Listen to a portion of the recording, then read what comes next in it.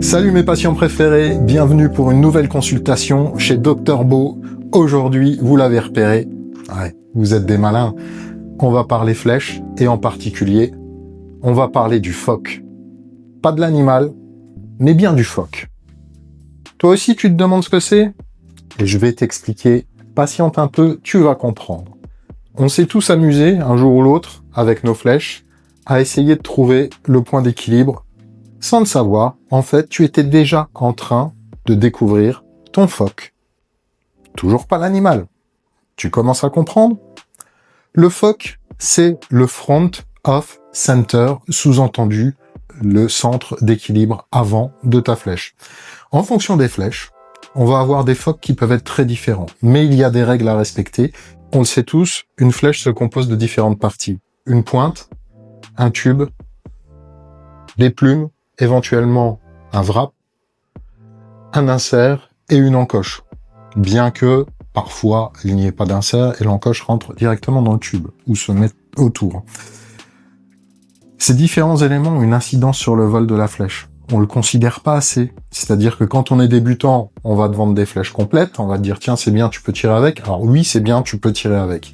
Mais après tu peux aussi te poser des questions et te demander ah ouais, mais on m'a filé des flèches avec des pointes super lourdes ou des pointes trop légères.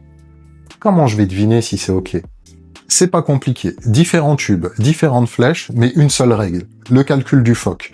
Le calcul du phoque, c'est un ratio entre deux mesures. Je vais t'expliquer comment les faire et tu vas voir que chez toi, tu peux aussi découvrir si tes flèches sont bien équilibrées ou pas, puisqu'il y a des valeurs que tu dois respecter pour pouvoir te dire « Ok, c'est bon, je suis dans le juste, je peux tirer comme ça ». On va utiliser quelque chose que tu peux imprimer si tu as une imprimante 3D, ou alors, si tu es un peu malin, tu arriveras facilement à trouver un objet pour créer un point d'équilibre sur ta flèche qui soit assez précis. Une fois qu'on a trouvé, en déplaçant le curseur, le point d'équilibre de sa flèche, tu vas prendre deux mesures. La première qui va aller de la jonction entre ta pointe et ton tube, pas l'avant de la pointe, la jonction entre les deux, jusqu'au point d'encochage. Le trou de ton encoche, si tu préfères. C'est ta première mesure. Et la deuxième, c'est celle qui va partir du point d'équilibre jusqu'au creux de ton encoche également. Après, c'est très simple. Tu vas aller sur ma page, drbeau.com/phoque, F-O-C, tout simplement, et tu vas te retrouver sur un phoque calculator. Cette première mesure, tu la rentres dans l'espace numéro 1, qui est la longueur de la jonction entre la pointe et ton creux d'encochage, et la deuxième valeur, tu la rentres dans le champ juste en dessous, qui correspond à ton point d'équilibre, jusqu'au point d'encochage. T'es pas idiot, tu te doutes que si je t'explique ça, c'est qu'il y a une incidence directe sur le vol. C'est évident que si ton point d'équilibre est tout à l'avant de ta flèche, on a un problème. Au même titre que s'il est à l'arrière, ça veut dire que ta pointe ne pèse rien et qu'à l'arrière, tu as une masse qui est trop importante. Donc en fait, il y a des règles qui définissent une fourchette de valeurs en fonction du type de tir que tu fais.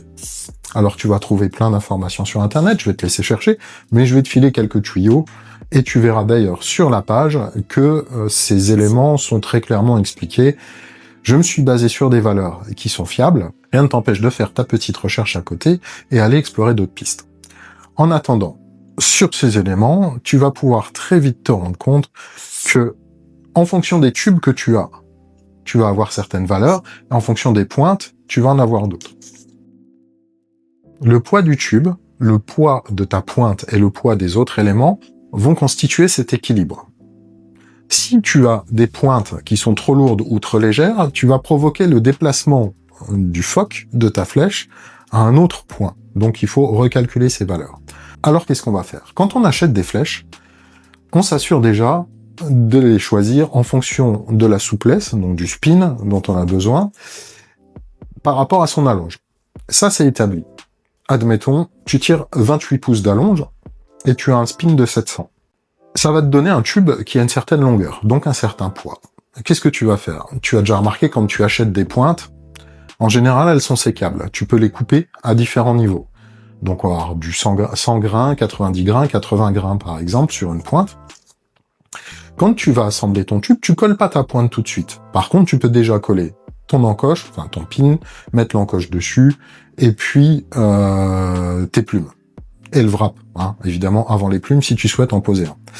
Une fois que ça c'est assemblé, tu te retrouves avec la pointe à poser. Donc ce que tu vas faire, c'est la mettre dedans et trouver ce foc, donc ce point d'équilibre, prendre les mesures, les renseigner sur la calculatrice et voir ce que ça donne. Si ton foc est OK, donc s'il est entre ces deux valeurs qui te seront indiquées, c'est bon, pas de souci. S'il est en dehors de ces deux valeurs, tu vas pouvoir jouer sur le poids de ta pointe pour rattraper ça. Alors n'oublie pas une chose, une pointe lourde va d'une certaine manière assouplir ton tube, parce que quand toute la puissance va être mise à l'arrière de ta flèche au moment de la décoche, ta pointe va ralentir l'ensemble. C'est une masse qu'il va falloir déplacer. Donc qu'est-ce qui se passe? Ton tube va s'assouplir. Cet assouplissement provoqué par la résistance de la masse de ta pointe va augmenter d'une certaine manière le spin qui a été préconisé. Il faut faire très attention, c'est-à-dire que cet ensemble d'éléments, c'est à considérer dans son intégralité. Donc monte tes plumes, fais un essai, tu montes tes plumes, ton wrap, tu mets ton encoche et tu regardes où se situe le point d'équilibre et ce que ça donne sur le résultat. Alors à la louche, avec les normes actuelles, on arrive sur des choses qui sont normalement à peu près OK du premier coup. Mais c'est évident que si tu mets des pointes trop lourdes, tu vas te retrouver avec des problèmes, surtout sur les très longues distances. À 18 mètres, en arc à poulie par exemple, on n'hésite pas à mettre un peu plus lourd, parce qu'on s'est rendu compte que ça permettait d'avoir de meilleurs groupements. Mais quand on envoie à des vitesses d'arc à poulie une flèche vers la cible, on peut pas comparer ça avec un arc classique. Donc c'est très important de vérifier ces valeurs et de s'assurer que tu es simplement dans la fourchette du foc. T'as tout compris ? Ok, c'est super. Alors moi ce que je te propose maintenant, c'est tu prends une de tes flèches, tu trouves le point d'équilibre, tu mesures les deux valeurs, tu vas sur ma page pour te rendre compte si ton foc est OK, et tu regardes simplement ce que ça donne, si tu es bien entre les deux valeurs préconisées en fonction de ton type de tir. J'espère que tout ça t'a aidé. Si t'as pas compris, n'hésite pas à poser des questions. Merci d'être venu à cette consultation, je suis content que tu sois resté jusqu'au bout. Et pour les autres qui le savaient déjà, on se retrouve pour d'autres aventures un tout petit peu plus tard. Et surtout, en attendant, let's go, file t'entraîner.